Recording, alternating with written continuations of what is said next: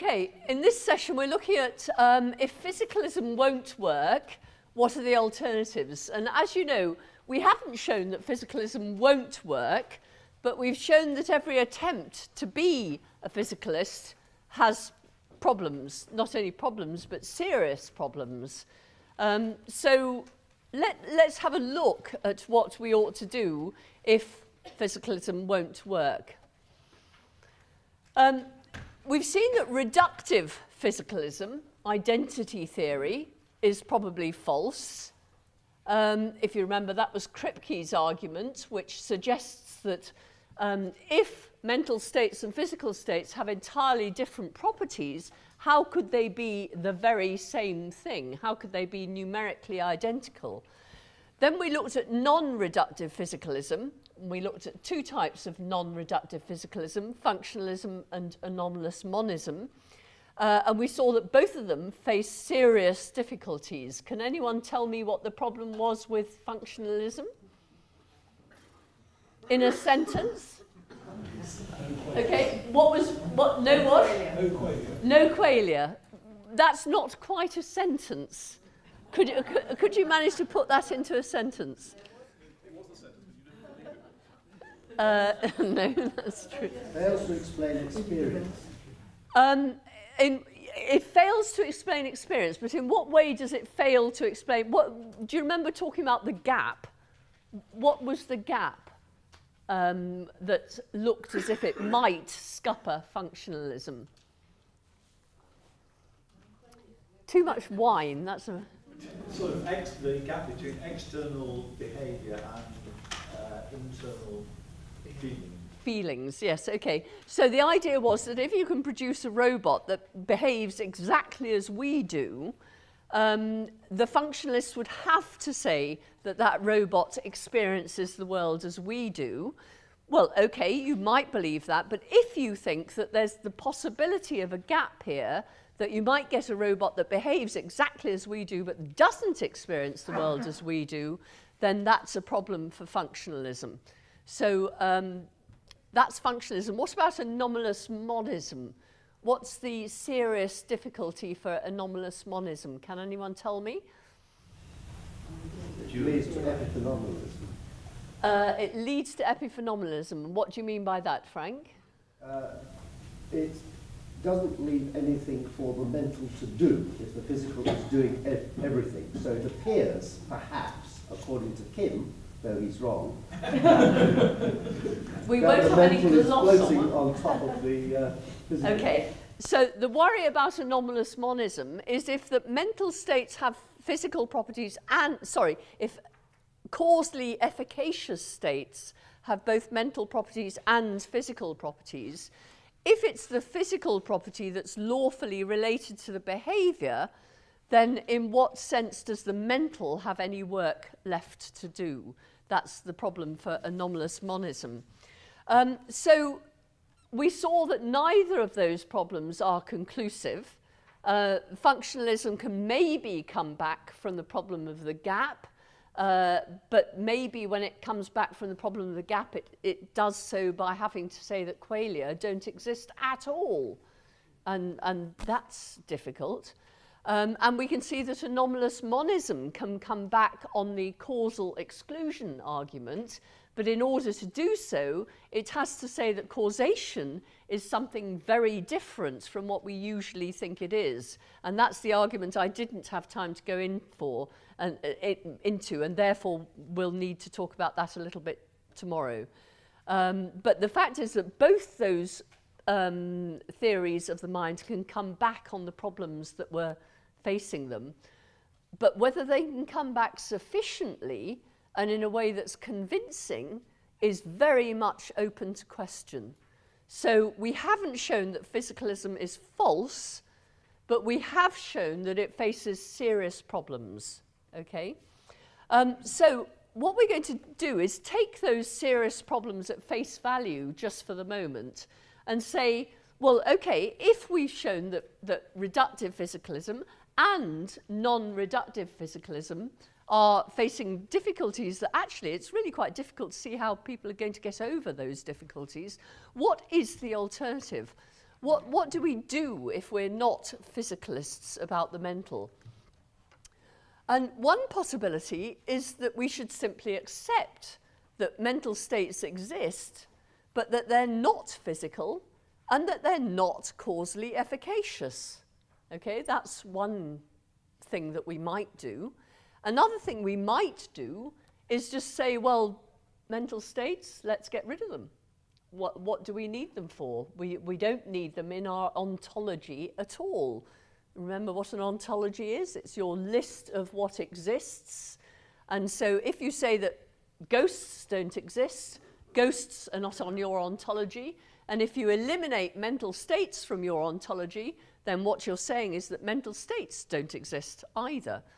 Okay, and in this session what we're going to do is look at both these possibilities in the order given. So we're going to look at epiphenomenalism. Oh, I only just managed that one, didn't I? And then we're going to look at eliminativism.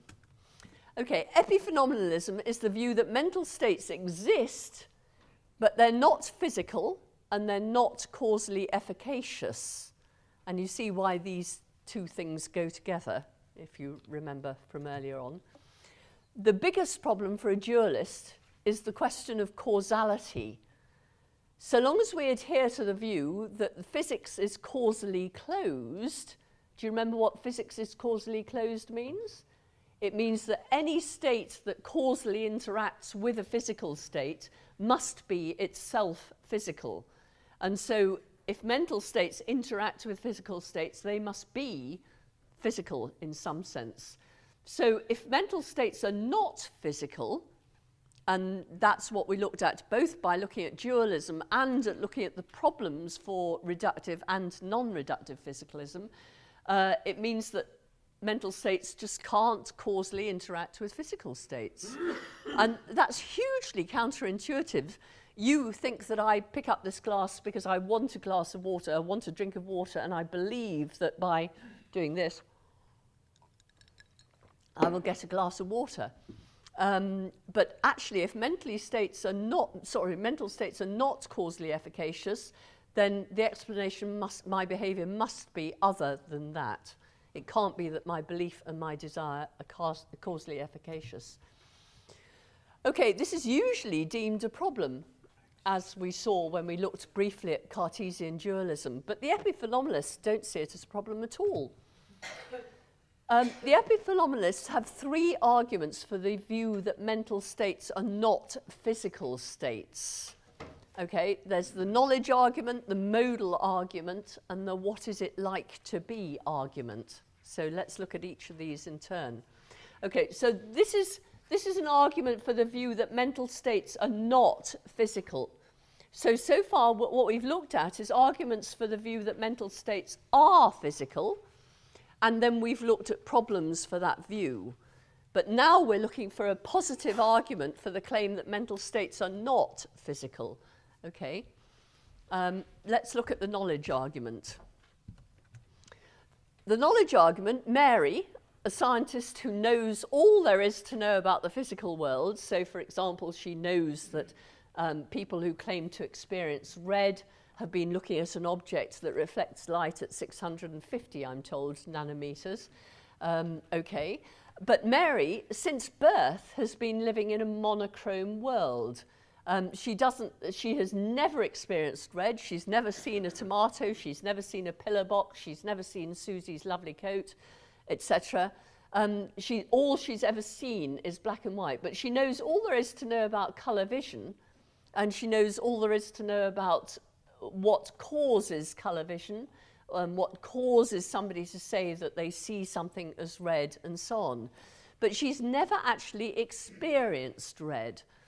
And the epiphenomenalists will claim that when she comes out of her room and bumps into Susie, she thinks, wow, that's what they mean when they say they experience red. Wow, this is different. And the thought is that she acquires knowledge that's new to her. But, the thought goes, the knowledge that she acquires is not physical. She already knew that objects reflect light at 650 nanometers. She already knew that human beings say that object is red when the object reflects light in that way and so on. She knew all that.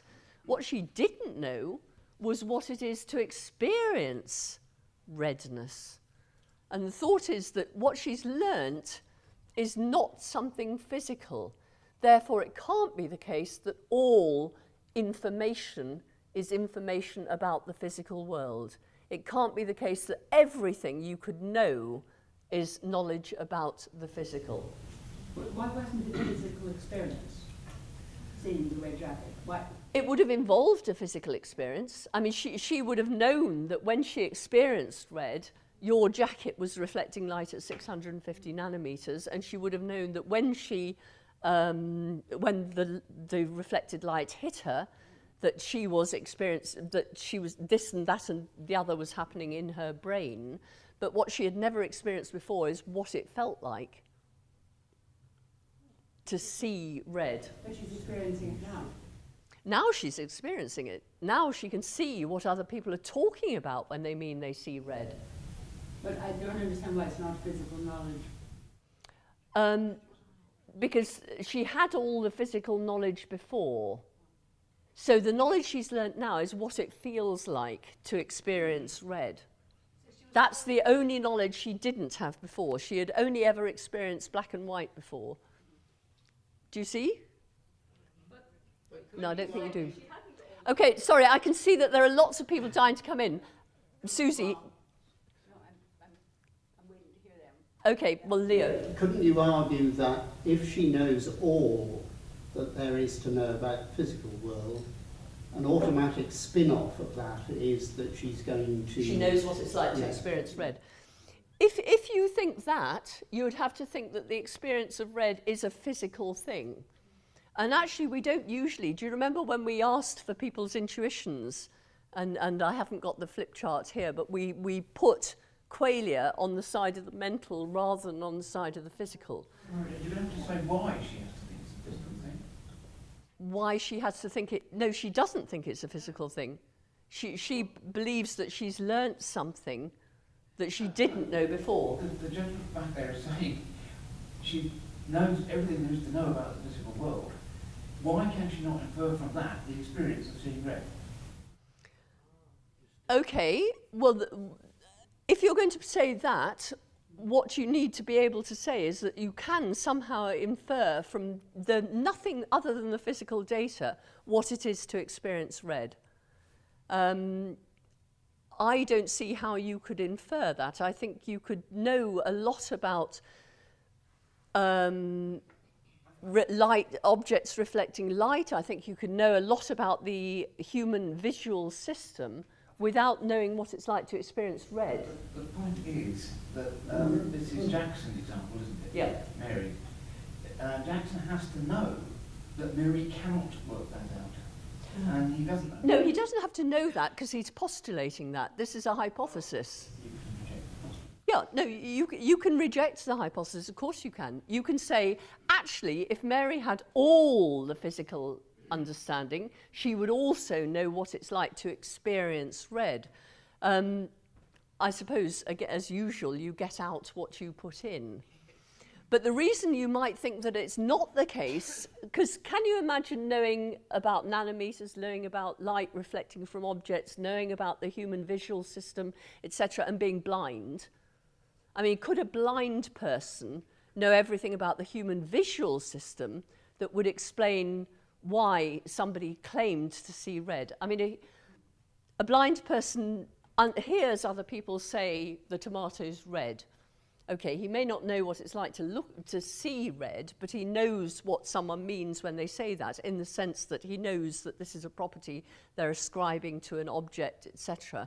I don't see why Mary couldn't be perhaps a blind person who knows a lot about the human visual system, a lot about how light is reflected from objects, etc., and impacts on the human visual system, but doesn't know what it's like to experience red. If you think there is a gap between what she could know physically and what she could experience, then you're thinking the experience is something that is over and above the physical. That's what the epiphenomenalists say on this argument. I can see lots of questions. I'm going to allow them if they're very quick, and I'm going to interrupt you if they're not. Frank. I think it's Lewis, in fact, arguing against this, who gives a lovely example of Marmite, isn't it? And saying you can't possibly know what Marmite is like until you've tasted it, which is the same as Jackson. It would be the same. I mean, you could know what the ingredients of Marmite were like, etc., and what people say when they eat Marmite, but you couldn't know what it was like until you'd actually experienced it. Yep. Chris. Physicists know quite a lot about what it's like to travel near the speed of light, but I can guarantee nobody's ever experienced it. So you're saying there is a gap between physical knowledge and experience. Okay, well, if you're an epiphenomenalist, you believe that this argument is an argument for saying that there's a gap between knowing things about the physical world, knowing about colour experience from a physical point of view, and knowing about colour experience from the point of view of one who actually experiences it. The second argument, we considered earlier the possibility that there might be a robot who's physically identical to and behaves exactly like you, but who lacks consciousness.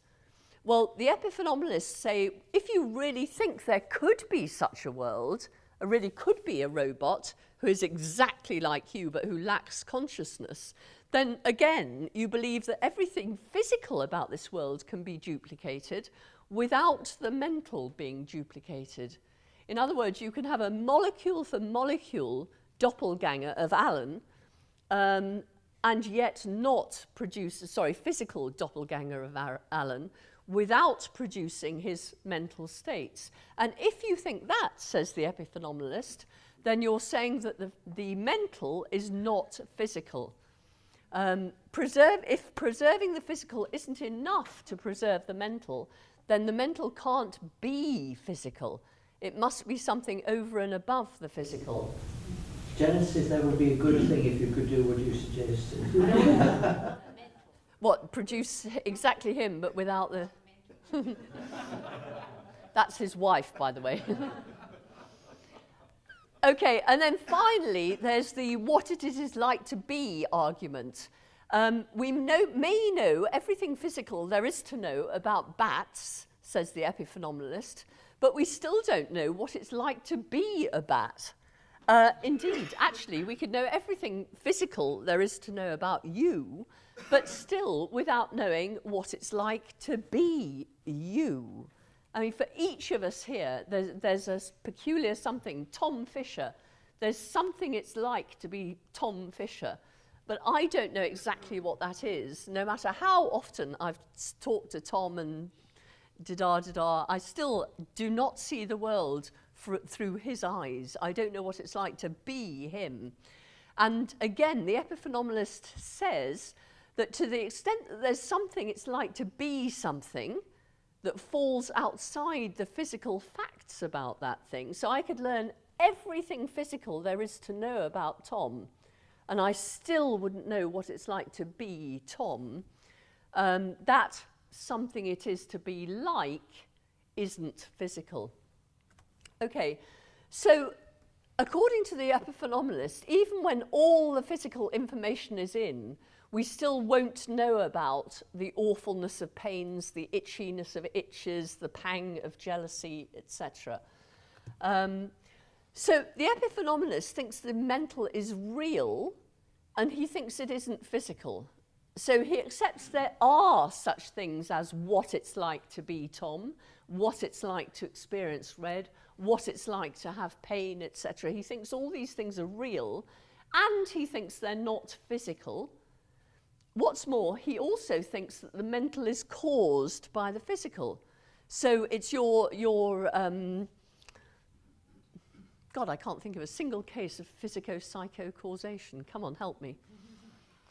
The physical world causing a mental state. Well, you're burning your fingers. Yes, okay. I put my hand on a hot plate and I feel pain, or I see the traffic light change and experience red. Okay, so that's all right. The epiphenomenalist thinks that's fine. Physical states cause mental states. But we've seen that the problem for the idea of physico-psycho-causal interaction is if mental states aren't physical, then how can mental states cause physical things? Answer, says the epiphenomenalist, they don't. Mental states cause nothing. They simply, they're causally inert. They don't even enter into the causal nexus, except in virtue of the fact that they are themselves caused by physical states. So mental states are causally inert. They are the upshot of complex physical systems.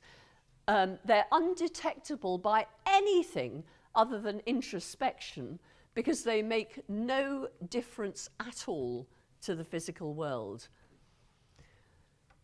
Now, going back to where we were before, do you remember we looked at dualism, and the problem with dualism is that if mental states are not physical, then how can they causally interact with the physical world? We looked at anomalous monism, and we looked at the causal exclusion argument, which says if mental states are not physical, how can they interact with the causal world? Well, the epiphenomenalist just says they can't. End of story. It's not a problem.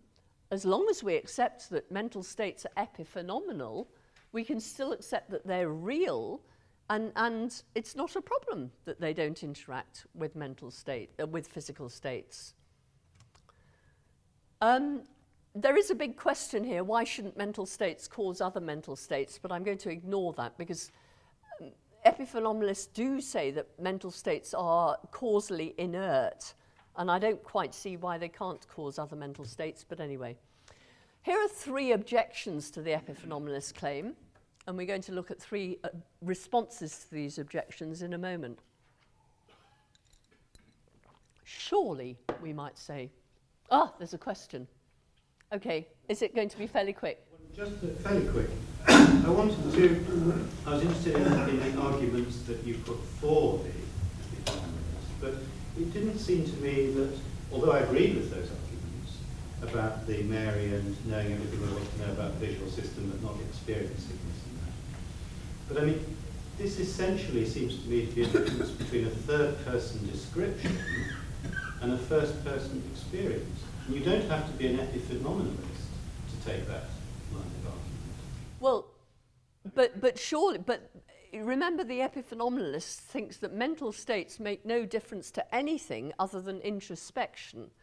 Therefore, the only way you can discover about mental states is by the first-person perspective. So you can't, if you're an epiphenomenalist, you rely on introspection, the first-person perspective, to say that mental states exist. But surely anyone who takes consciousness seriously recognises that there's something very special about consciousness, and that subjective experience isn't the same as, or can't be exactly deduced from a third-person description. Well, and the epiphenomenalist takes consciousness very seriously indeed. They believe that mental states exist, and that the only way you can get to them is by the first-person experience through introspection. And that's why they make the arguments they make. I'm not going to take any other questions at the moment. Don't forget, we have a whole session of questions tomorrow, so save up your questions. Okay, I'm going to make 3 objections to the epiphenomenalist claim. The first one is, how can you say that mental states are causally inefficacious? That's ridiculous. Why am I doing what I'm doing here now? It's because I like teaching, and I believe that coming to Ruley House and doing what I'm doing is enabling me to teach somebody about philosophy. That's what I want, that's what I believe, that's what I intend to do, that's why I'm here. How can you tell me that I'm not doing what I'm doing because I believe what I believe and I want what I want and so on?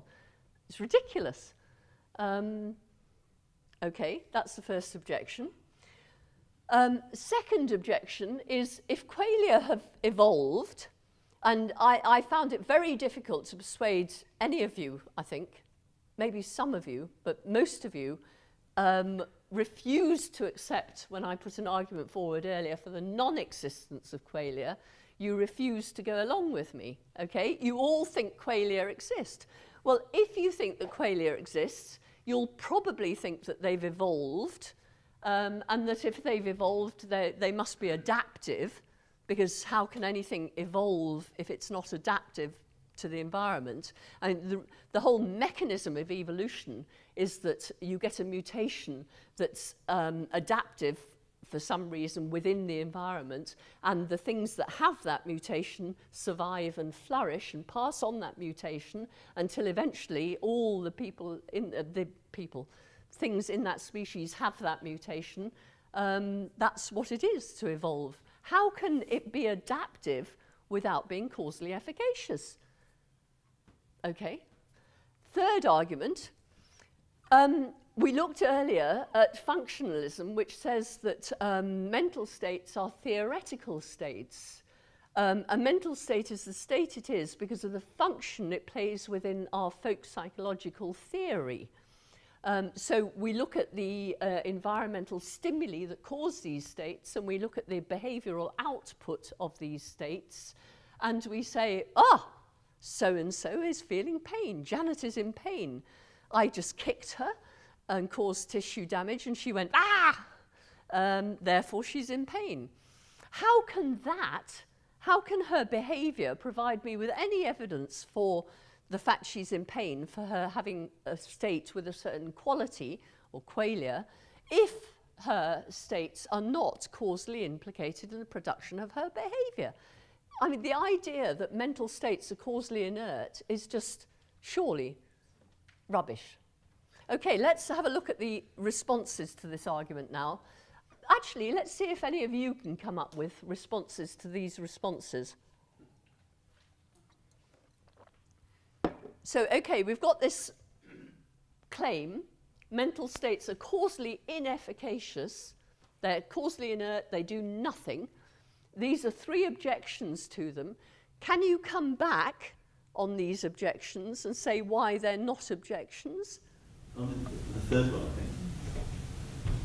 Go on. Because if you kick the lady and she screams out in pain, you can infer that she's got qualia, but you don't know it. Just as you can only infer that she's a thinking person like yourself. It's true that there is a gap, if you like. I can't experience Janet's qualia for myself, but I do. My whole theory of Janet's behaviour is that when she acts as if she's in pain, and when she tells me she's in pain, it's because she's in pain. It's not actually a mental state, it's a physical state. I kick someone. When I kick, I touch the leg of someone else, and then there is some, I don't know, the body. There's a physical response. There is a physical response which provokes another physical response, and this is why I act. And I do not act to pain, but I act to the physical stimulus. I think we might look at those. Okay, let's look at the answers to these, one of which I think might be the one that you're giving. Okay, so the first one was, surely we do what we do because we believe what we believe and feel what we feel. Well, how do we know that our actions and our mental states aren't both the effect of some common cause? So if here's your behavior, your ow, okay? Here's your mental state, your pain. Here's a physical state, let's call it C-fibre firing. I mean, why not? Okay. Why don't we think that that causes both these things, which means that there's a correlation between these things, which falsely causes us to believe that pain causes pain behavior? And pain, is that what you meant? Yep. Pain experiences. Do you see what I mean? The pain could be caused by the C-fibre fire, just as the ow is caused. Our only reason for thinking that pain behavior and pain experiences are caused by pain is because that there's a correlation, isn't there? between feeling pain and saying, ow. So it causes us, but actually we all know about causation, that if C-fibre firing were to cause both these things would be correlated in a way that would give us evidence for thinking that there's a causal relation. So the idea that we think that our pain causes pain behaviour, well, we would, wouldn't we, if they were both the common cause, both the cause of some common third thing. Okay, let's look at the second one. If qualia have evolved, then they must be adaptive. And how can they be adaptive without being causally efficacious? Well, actually, quite easily. Properties can evolve as byproducts of something that is adaptive without themselves being adaptive. So the heavy coat of the polar bear is not adaptive. Heavy coats are actually not a good thing to have if you live in somewhere where it's cold and you're swimming a lot, are they? Heavy coats are a bad thing. But thick coats are adaptive, and you can't have a thick coat that isn't a heavy coat. Do you see that thick coats have evolved because they help protect you from the cold, and heavy coats have come along with thick coats, but heavy coats are not adaptive. They haven't evolved themselves, or rather they have evolved, but only as a byproduct. They're not themselves adaptive.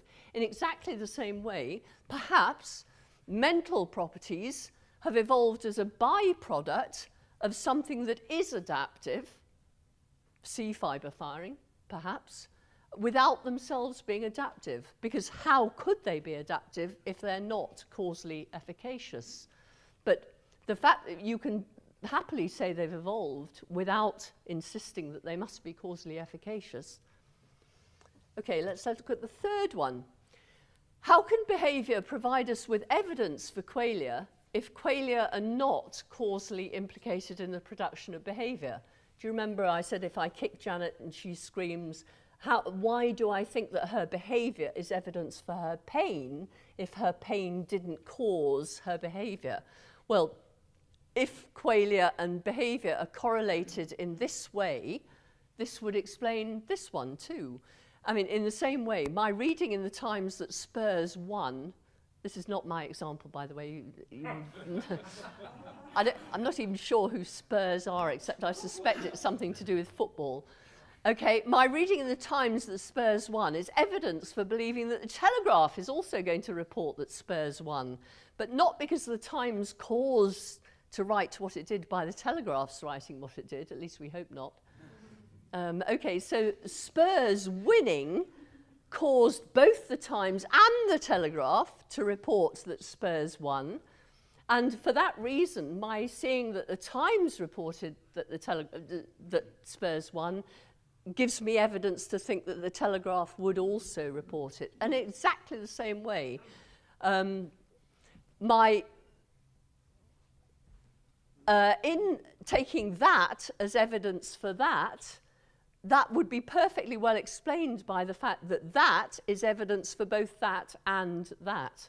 So Spurs winning causes both the Times and the Telegraph to write that Spurs won, with the result that seeing that the Times writes that Spurs won gives me evidence to think that the Telegraph would write that Spurs won. See? So actually, the arguments for epiphenomenalism are perhaps a little better than you might think they are. Nevertheless, I completely understand that epiphenomenalism is hugely counterintuitive. For one thing, if mental states really are causally inert, then do we really need to admit them into our ontologies at all? And actually, you might want to say now, well, of course I do. I feel it. I look at Susie's jacket and I think, I experience red. My experience of redness is something I see introspectively. I can't deny it. Actually, Bertrand Russell had he really wanted to be a behaviourist, and he said, but I can't convince myself that qualia don't exist. Therefore, behaviourism must be wrong. Well, I hope I convinced you a little bit, at least earlier, that actually, if your C fibres firing cause you to believe you're in pain, you don't need a qualia at all, I think. Anyway, why do we need these things if they're causally inefficacious? We think we see them introspectively, but there are actually good arguments that explain why we think that, and our thinking that is false. Okay? So why don't we just accept epiphenomenalism? But if you don't like that, if you think that it's better to eliminate them, let's look at the next view, epiphenomenalism. But before we do, does anyone want to ask any questions about epiphenomenalism? Sorry, the next view we're going to look at is eliminativism, not epiphenomenalism. It's amazing I can do this after 2 glasses of wine, isn't it? Can I just take up your argument that you were making about the reason that you teach philosophy is because you feel good about philosophy? If I understood you. Well, I might like to suggest that teaching philosophy makes you feel good. That too. So I don't see why the first should apply. I don't think it really matters, because I was using that as an example to say surely it's obvious that I do what I do because I believe what I believe. But the feeling good then isn't causing you to teach philosophy. It's No, a my result of belief that philosophy. teaching philosophy will make me feel good is what causes me to teach philosophy. I mean, why it makes me feel good is open to question. But the thought is that it's because I believe that teaching philosophy will make me feel good that I do it. I want to teach philosophy because I believe it'll make me feel good. But as we've seen, actually, the question is it really the case that I do what I do because I believe what I believe? The epiphenomenalists say no. I'm sorry, I do not understand the essence of the argument. I am crazy. This is a state of mind, isn't it? Being crazy. I am mad. I am completely out. Okay. I commit suicide. You commit suicide. So That's I the have a end of all mental mental state, states. and then there is a physical state, there is a body. Isn't it cause and effect? So what you're saying is that you believe, your belief that you would be better off dead causes you to commit suicide. Exactly. Okay, so a mental state is causally efficacious. Okay, what the epiphenomenalists would say is you just think that, well, sorry, you don't think at all at this point, but the rest of us think, I've forgotten your name. Eleanor. Oh, poor Eleanor, she's dead. That was because she wanted to die. She believed she'd be better off dead. But actually, why couldn't it be a case of this? There's a physical state here that caused you both to believe that you'd be better off dead and to kill yourself. So from your point of view, you thought it was that causing that, but as a matter of fact, that was causing both that and that. So what caused you to kill yourself was this physical state here, and at the same time this physical state caused your belief that you'd be better off dead. And you saw that correlation. Of course, that's completely invisible to you introspectively. That's all you see introspectively. You don't see that. So if there is a malfunction in my brain. No, well, it's not a malfunction. No, there's no malfunction. Epiphenomenalism thinks that this is how the mental works. It's no malfunction. It's just a chemical or something. Yes, there is. But you're right. Well, the fact is that if you're thinking that any state that caused you to commit suicide is a malfunction, then that's the malfunction, not that one.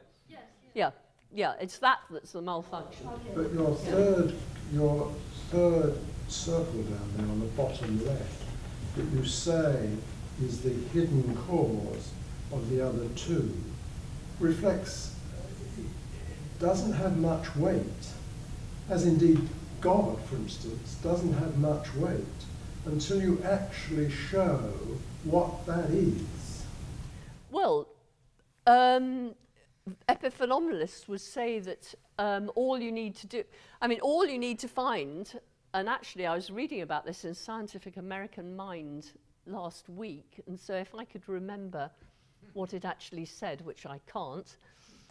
There is apparently a neural state that correlates with committing suicide. It also happens to cause feelings of depression. So, I mean, you might say that science has already shown that there is this, which causes that and that. But of course, we all know that that's not true because of identity theory and Kripke and so on. You'd have to show that in every case. Well, yes, but can't we extrapolate from the logical compellingness of this case? I mean, you think that your mental states cause you to act. I've just given you another explanation of why you think that, which fits very nicely with the fact that dualism has the problem that it can't explain how mental states cause physical states. Physicalism has the problem that it can't explain how mental states cause physical states. Epiphenomenalist says, well, no surprise that it can't, because actually mental states don't cause physical states. How do physical states cause mental states then? Isn't that just as big a problem the other way? It's just epiphenomenal. It's the upshot of. I mean, how do things cause shadows? They get in the way of light. It's not a... I mean, that is another question, but we don't have to answer that question to accept what's going on here. Okay, let's move on. We're now going to look at eliminativism. Eliminativism believes that mental states aren't real at all. So far, all the theories of mind that we've looked at have accepted that mental states are real. So dualism thinks that mental states are real and they're different from physical states. Identity theory thinks that mental states are real and they're identical to physical states. They're real, you can reduce them to physical states, but they're still real.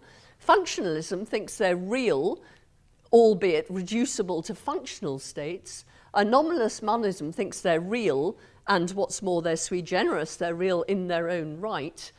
Epiphenomenalists thinks they're real, just causally inefficacious. Eliminativists don't think they're real.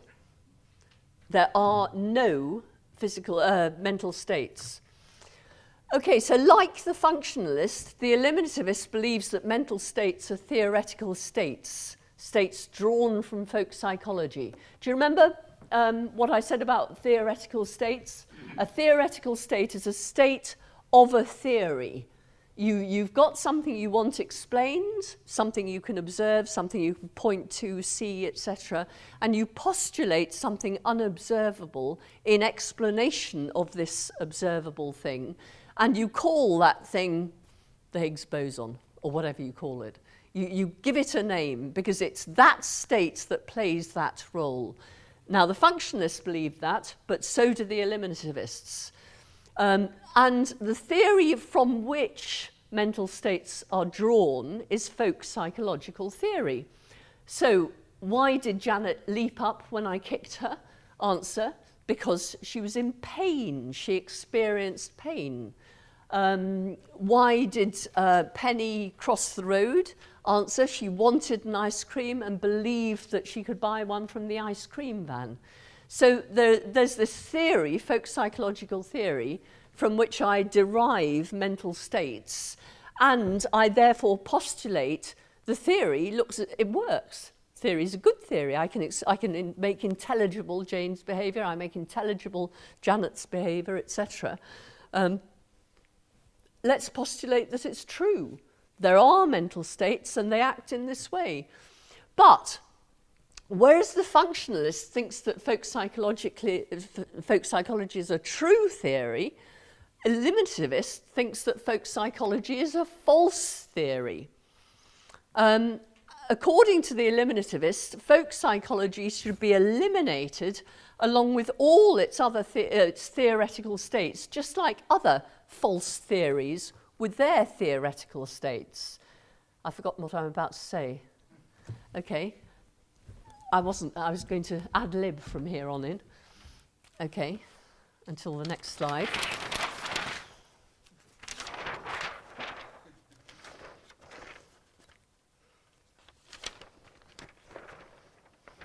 this'll do.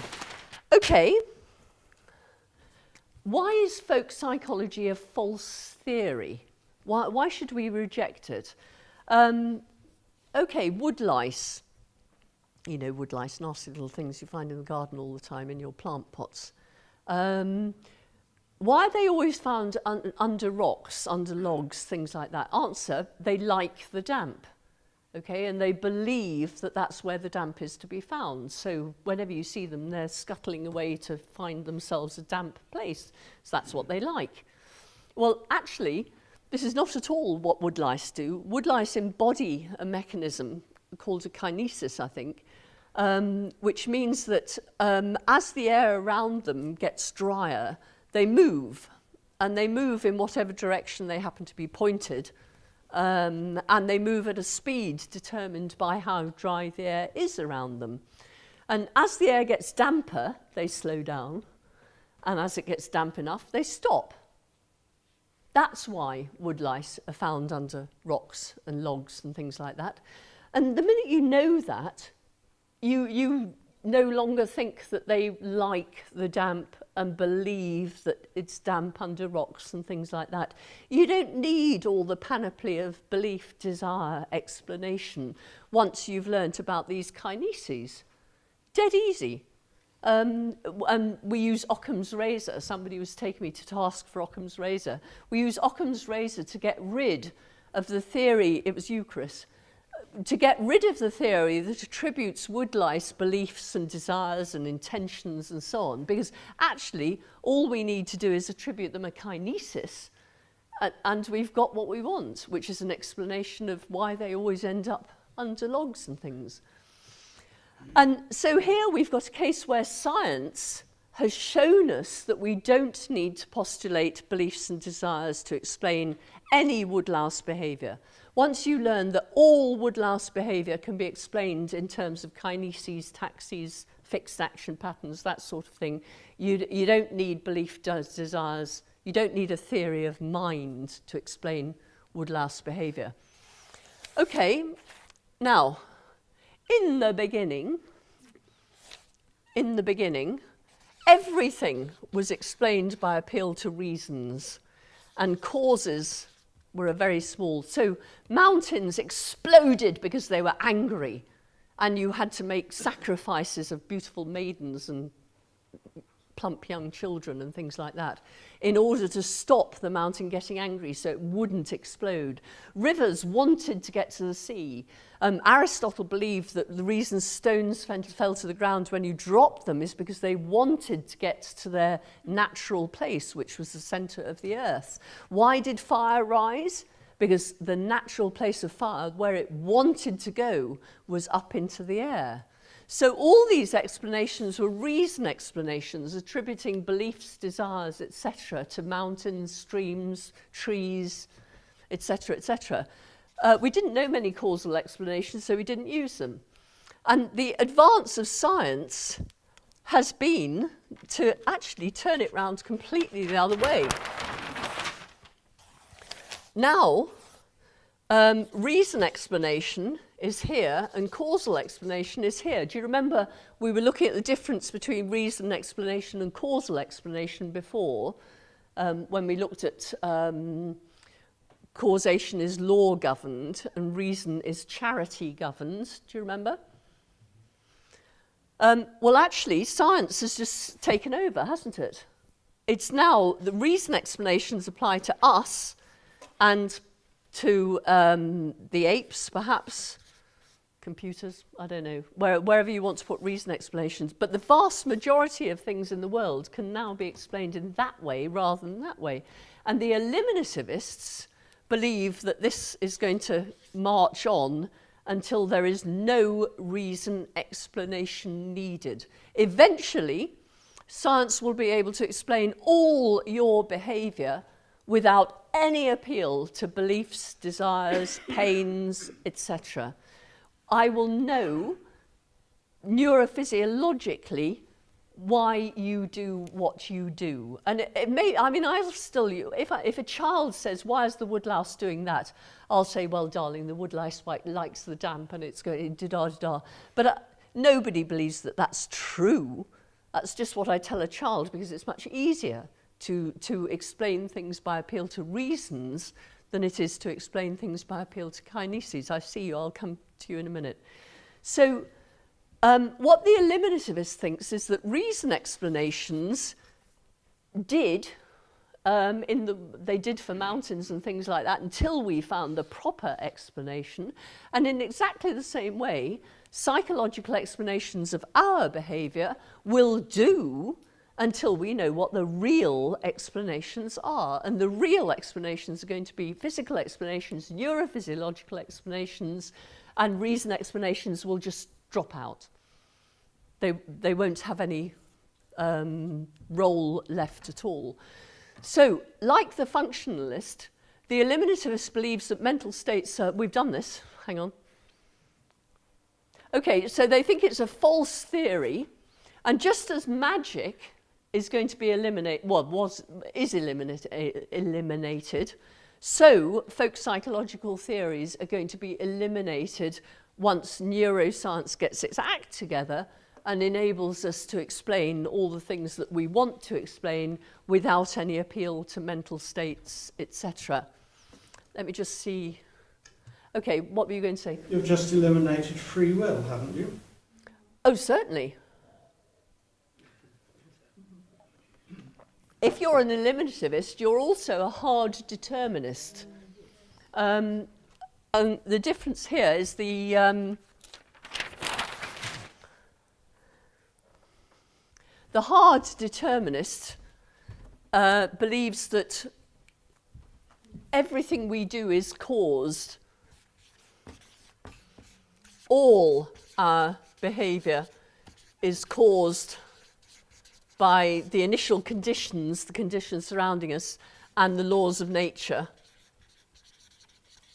So initial conditions include what's going on in my brain, etc., and the laws of nature and what's going on in my environment produce my behaviour. I don't make any choices at all. Soft determinist thinks that causal determination is consistent with free will, which is logically difficult because if you get one action, a token action, how can it be both determined and free? That's the problem for the soft determinist. And then there's the libertarian who believes that we have free will. And the eliminativist is fairly and squarely here. The hard determinist believes there's no such thing as truth. How could there be truth? Because if there aren't any beliefs, there isn't any truth. The only things that are true are either beliefs or the sentences that express beliefs. Well, if there aren't any beliefs, sentences express nothing.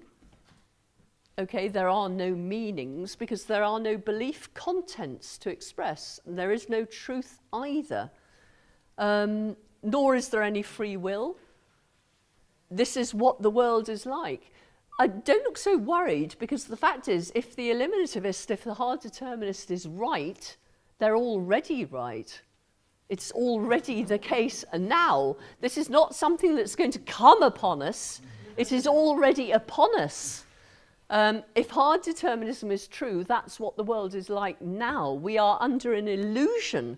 Not only that we have free will, but that we have beliefs, desires, that there is any meaning, any content, any truth.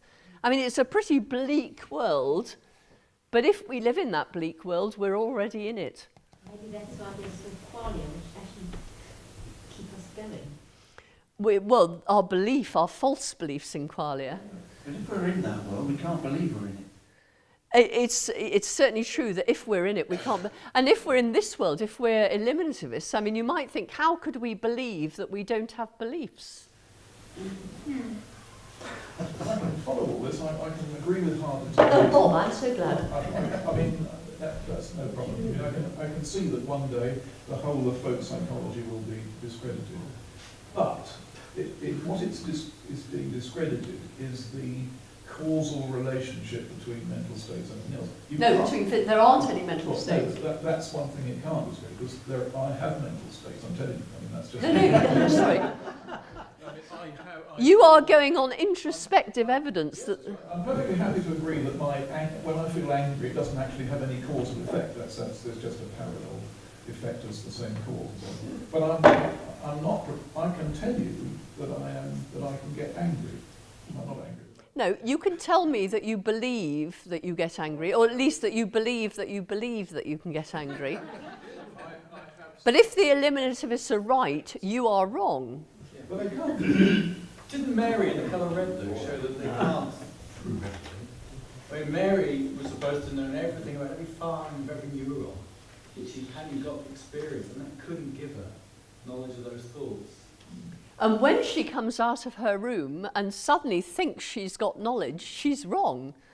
Because what happens is she enters into the same illusions that the rest of us are under. But an illusion is an experience. Even being deceived is an experience. So do the eliminatives know that they exist? Well, presumably not, because they don't know anything. I mean, they don't have beliefs. I mean, it's very easy to poke fun at the eliminativists, but actually, unless we're going to say, okay, they are using an inductive argument. Up till now, causal explanation has taken over from reason explanation in every sphere we've looked at, and that's true. That really is true. What they're saying is it will take over everywhere. Now, you might disagree with that. You might say, no, there's some principled reason why reason explanation is the only explanation that will ever work for us. But if you believe that, you've got to come up with some reason for thinking that that's true. And actually, they're thinking, well, hang on a second, they're using the causal exclusion argument to say, why do you think that mental states cause anything? Even the epiphenomenists accept that causal states don't explain anything. Tell me, they say, why do you want to even believe in mental states? This introspective evidence of yours, we dealt with that, didn't we, before, when we talked about functionalism? You think you have experiences of red, but actually we can delete those with beliefs. That's an experience, a belief. A belief isn't an experience. I can see the point of is the very beginning bit, where if we're doubting, then we must have a mind, a mental state of doubting. If you're doubting. Yeah. That sort of transcendental argument is only good if you believe the antecedent. Which is? If you're doubting. I mean, if you're not doubting, then you have no reason. You think you're doubting. No, you think you're doubting, and actually you believe that you think you're doubting. But what if that belief is false? But isn't the awareness of your own existence the most I'm real playing thing? with you now. But isn't it? Do you see how easy it is to play with you? You can go on forever.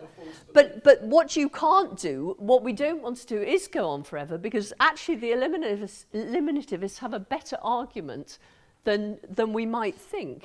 And in order to engage with them, we cannot just say, it's obvious I have thoughts, because actually they've dealt with that. Sorry, somebody else has to have a go. I'm happy with eliminativism. You're happy with eliminativism? Just a second. Up to the point that I cannot disprove that. Because I cannot accept a theory that I cannot disprove. There isn't any point. I mean, it always goes beyond that. How do I know that I know? It's like psychologists talk about the subconscious. But this isn't a skeptical argument. I can never say that it will never stop, because I cannot prove that it won't stop. And that point will never come. So there is no evidence that in the end I can say one way or the other. It either exists or it doesn't. Well, no, I disagree with you. I disagree with you because I think there is a way that you can get back to the eliminativists. And for that, you'll have to look at some other lectures of mine, because I'm not going to go into it now. But the thing is, the eliminativists have a much better argument than might appear on the surface. I mean, the idea that we couldn't possibly believe that we don't have beliefs. Well, yes, I mean, they believe that you don't have beliefs. This is not actually a logical contradiction. So how can I prove that I do have beliefs? I cannot prove that.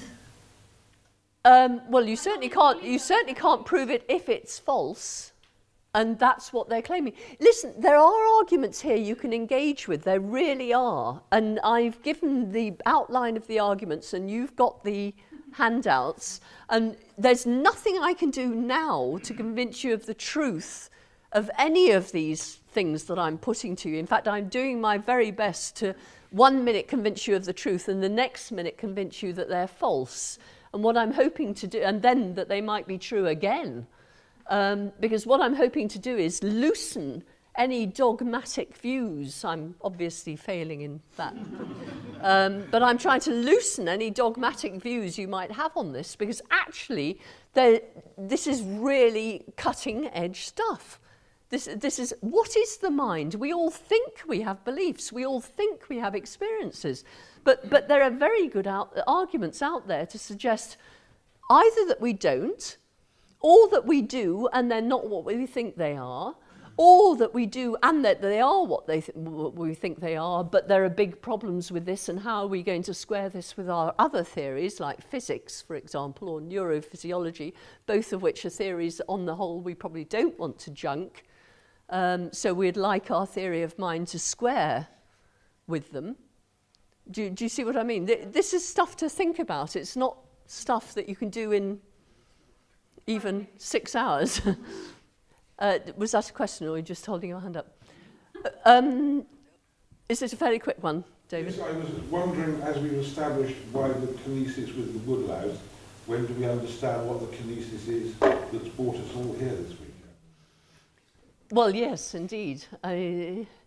Maybe you were just moving towards the light. Or that might be just me. Or the warmth. Maybe it was all cold in your house. Okay, let's move on. We've done this, haven't we? Okay, if with the epiphenomenalists we believe that mental states are causally inert, then we've got to accept that folk psychology is a false theory, haven't we? Because folk psychology tells us that mental states are what cause our behaviour, that our behaviours, our actions at least, are such that there is causally implicated in them beliefs, desires, intentions, etc. So there's at least something false about folk psychology if we go along with the epiphenomenalists.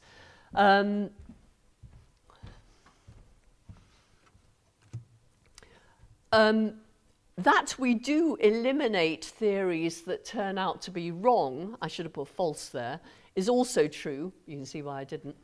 Oh, I've done that.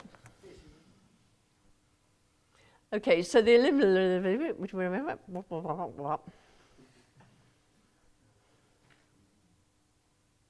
Did-ar. Okay, you understand all that? I've said all that already, just in a different order. Okay? Okay, and I've said that too. The inductive argument, the whole history of science, they say, and they're right, has been a process of eliminating folk psychological explanation.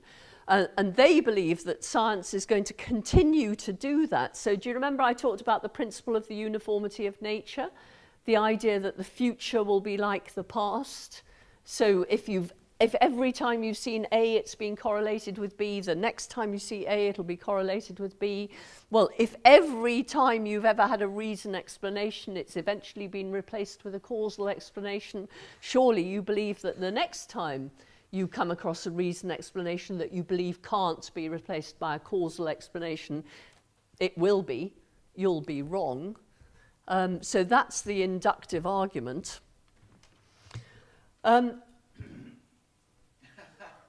Yes. Okay, when you complain to an eliminativist, but hang on, I've got beliefs, I've got desires, and I can't see that we're going to go away from this. I like to have, they'd say you're a sentimental old softie. I do a little thought experiment occasionally, and on the online course I do this, so those of you who've done the online course in Mind will know this. At birth, everyone's skull is removed, the top of their skull is removed, and a perspex top is put on, so you can see exactly what neural states are going. And at school, we're all taught the laws, the causal laws that explain our behaviour. So actually, I can explain Mary, is that right? All Mary's behaviour by looking at the top of her head. I don't actually have to lock eyes with her at all. I don't have to engage in interpretation. I don't have to use the principle of charity. I don't have to think, well, that's interesting. Mary believes P and I don't. Why does she believe P? Tell me. And I look into her eyes and ask her to, okay, all I have to do is look into her skull. But lovers, they actually like the old-fashioned way of doing it, you know. So when you fall in love, you buy a woolly hat and you pull it on over your perspex dome, so that the only way you can interpret each other is by looking into each other's eyes and saying, what do you think, darling? And so the other can tell you, rather than you just looking at their... Anyway, you can see the... So you might want to just be a sentimental old softie and keep your woolly hat on, but you don't need to. Okay, from the arguments we've examined, it seems very difficult to show that the mental is scientifically respectable, by which I mean physical. But most people would have trouble with the idea of eliminating the mental, even if it is scientifically redundant. And the only alternative is there is something, the mental, that's real, but simply not visible, even in principle, to science. So if we go back to dualism of some kind and say that actually science is never going to be able to see mental states, because mental states are not the sort of things that can be seen by science, but then we're back into dualist territory, and for all the reasons we've already looked at, we may not want to be there. Those are the references for tonight. And tomorrow, what we're going to look at is whether we've got the wrong questions, because we're not getting any answers, are we? All we're doing is getting ourselves and more and more and more into a difficult situation. None of these theories seem right, do they? And if everything you looked at is such that it doesn't seem right, you have to ask yourself, are you asking the wrong question? And tomorrow we'll ask ourselves that, and maybe we'll come up with the idea that we are asking the wrong question.